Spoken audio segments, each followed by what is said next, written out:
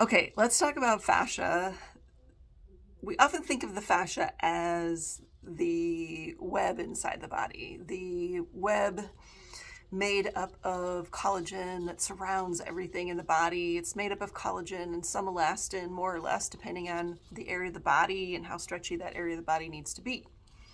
But what we often don't talk about is the ground substance, which is part of the extracellular matrix, or the fascia. So the fascia is that collagenous material that we typically think of, but it's also the water that surrounds it. And that water has incredibly important functions in the human body, basically keeping our cells healthy and a lot more. But if we don't keep our fascia, the web portion of it, healthy, that water can't flow freely and do the job that it needs to do. So fascia is often compared to a sponge.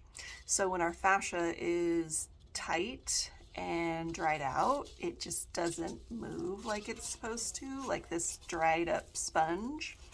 And it also doesn't do a good job of absorbing water. It takes a lot longer for it to absorb water than a sponge that is already wet and healthy. So if we take some time to get this sponge nice and moist, it moves and can twist and move in any shape that we want it to, basically like we want our bodies to do.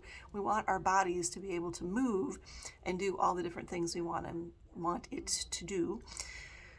But it will not if it is not fully hydrated.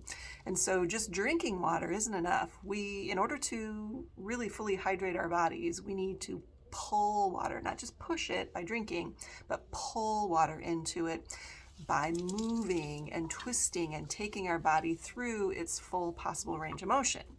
And so when a sponge is, or when our fascia is healthy, when a sponge is fully already well hydrated, it can absorb a heck of a lot more water and hold that in there so all that water can do its job and keep our cells healthy.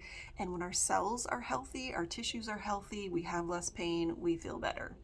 So find a way, a form of exercise that is non-linear, that helps you to wring your body out like a sponge. Yoga is often thought of one of the best ways to do that, but natural movement. I love to do a combination.